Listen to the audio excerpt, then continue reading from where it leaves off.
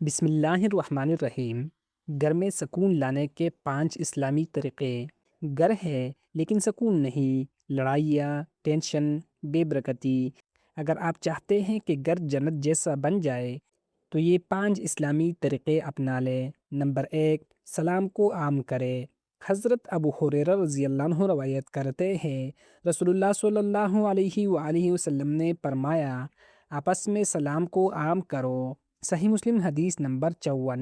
سلام محبت اور سکون پیدا کرتا ہے۔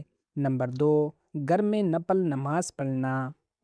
حضرت عبداللہ بن عمر رضی اللہ عنہما روایت کرتے ہیں، رسول اللہ صلی اللہ علیہ وآلہ وسلم نے فرمایا، اپنی نمازوں کا کچھ حصہ اپنے گھروں میں پڑھو اور انہیں قبرستان نہ بناؤ۔ صحیح البخاری حدیث نمبر 432۔ گھر میں عبادت سکون اور برکت لاتی ہے۔ نمبر 3، قرآن کی تلاوت۔ حضرت ابو ہریرہ رضی اللہ عنہ روایت کرتے ہیں، رسول اللہ صلی اللہ علیہ وآلہ وسلم نے فرمایا، اپنے گھروں کو قبرستان نہ بناؤ، بے شک شیطان اس گھر سے بھاگ جاتا ہے جس میں سورۃ البقرہ پڑھی جاتی ہے۔ صحیح مسلم حدیث نمبر 780۔ قرآن گھر میں سکون اور حفاظت لاتا ہے۔ نمبر 4، نرمی اور حسن اخلاق۔ حضرت عائشہ رضی اللہ عنہا روایت کرتی ہے، رسول اللہ صلی اللہ علیہ وآلہ وسلم نے فرمایا، اللہ نرم ہے اور ہر معاملے میں نرمی کو پسند کرتا ہے۔ صحیح مسلم حدیث نمبر 2165۔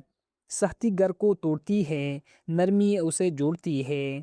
نمبر 5، اللہ کا ذکر۔